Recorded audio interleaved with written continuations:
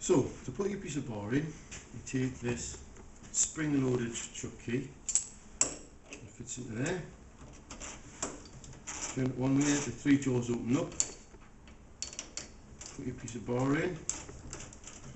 Now how far should it be sticking out? Obviously if you have a long piece of bar this long, come to there say, and it's spinning around, it's going to sort of lash about and hit you. Even if it's short, if you get a bit of vibration on it, it's going to get a lot of chatter. So it just doesn't turn the bar around, it's sort of really rough and uneven. So the idea is it should only be sticking out about 3 times its diameter. Well, I want to turn down 20 millimeters on here. It's 10 millimeters in diameter, so that means I can quite safely have that sticking out by 30 millimeters. So I'll just get a ruler to check that. Put a ruler on. Make it short there. A little bit more. 30 millimeters. Like that. Then just to make sure that it hasn't got stuck in between 2 of the jaws, then just turn by hand like that. You can see, yes, I'm happy with that. Then just give it an extra bit of tightening.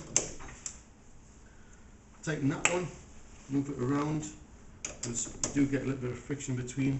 Tighten that one. Yes, I did move just a little bit. With that one there, so it's in there nice and tight. Now the tool, which is difficult to see, but that's just the tip of the tool sticking out there. I've got it as close to the tool post as I can. If it was sticking further out, then it would hit that and it'll sort of bounce up and down like that. But what we want is, we want it to be really solid, no vibration or shaking at all. In fact, what I've done earlier today is I've just tightened up these guideways so there's no movement, there's very little slack on there to get any movement from. We've got 2 pairs of calipers here. These ones odd leg calipers, and I'm going to set those to 20 millimeters, so I can put that onto there, engage, have I turned down 20 millimeters. So that's how far I want to go down that way. And the diameter, use these outside calipers, they're going to slide over the top, and that has to go down to 8 millimeters. So I'm going to take these, well, they're a little bit slack there, so we'll just take them off a bit. Right, so now set these to 8.5 millimeters. If you set it to exactly 8, and by the time they slide over, sorry, smaller than 8, so you set them to 8.5, and they slide over, that's just the right size. You don't want to put too many tools on top of there because they might drop off. So 2 pins, that's fine. Put that rod down, switch it on at the wall here, put my visor on. First thing I'm going to do is check the emergency stop. So to set this underway, put this red handle down. Right, an emergency stop, that's a foot pedal at the bottom. It does 2 things. One, it disconnects the power supply. It also acts as a brake, so it slows the machine down as well. Right, so we're happy that's working. So you can now set it away. So this hand will move that way. This hand will move it this way.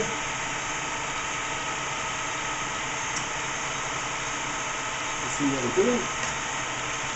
Get the light on.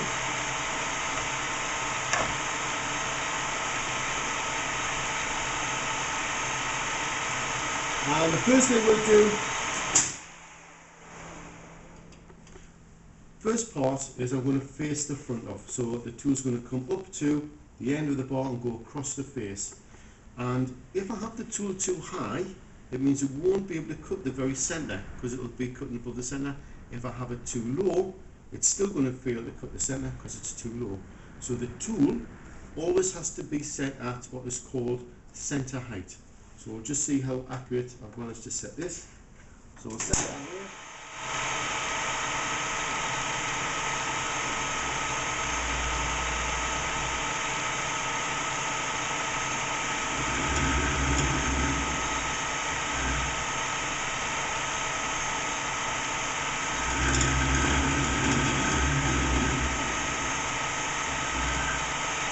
Right, close enough. Then I'm going to, so that is called facing up. So we've just gone across that face there, and it has cut the entire face. So that's faced off. What I'm going to do now is parallel turn down there, right?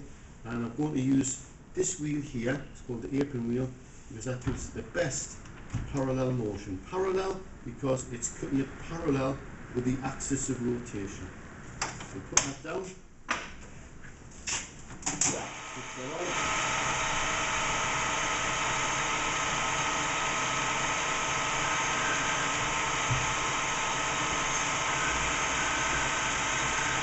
And to try to get an even movement as possible,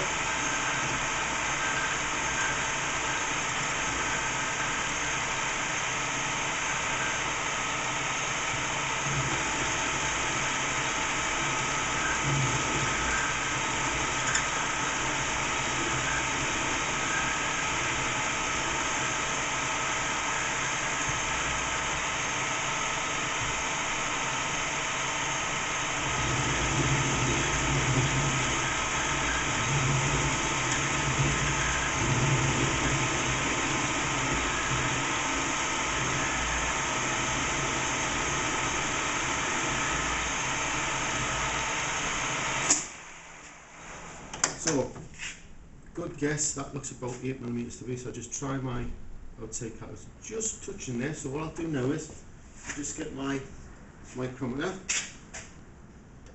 put that on, tighten that up,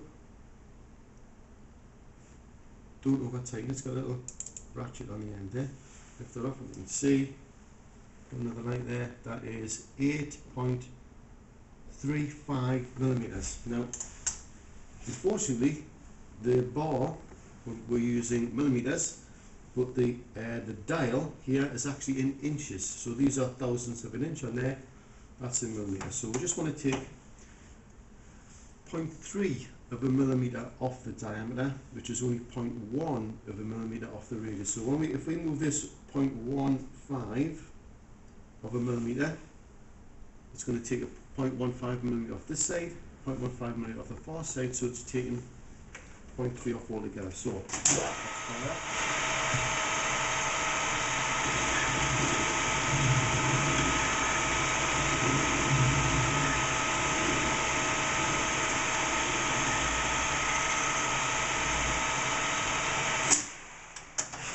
Switch off. And this time, it's getting quite hot actually. This must be the tools a bit blunt. Interestingly, when you're dealing with thousandths of an inch or hundredths of a millimeter, the temperature, if it cools down a bit, it makes an amazing amount of difference. So that is actually measured accurately. That is 7.9mm, which is, I think, is close enough.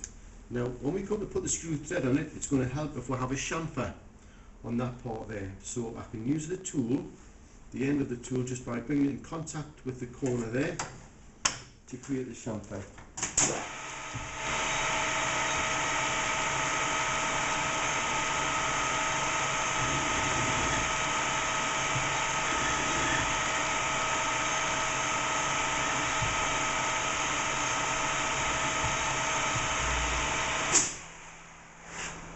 So switch that off. Now I'm happy with that. Just check that I did get it down to 20mm. Excellent. Bang on 20. Even if it's 22, 18, it's not that critical, so that's absolutely fine. Take those screws away. We'll switch it off here and switch it off here before we take it out. So we can take that out there. Not the plumb so much because it'll be a little bit hot. So that's nicely turned down, 8mm, got my 10mm there, and we're ready now to form the 8mm screw thread on there.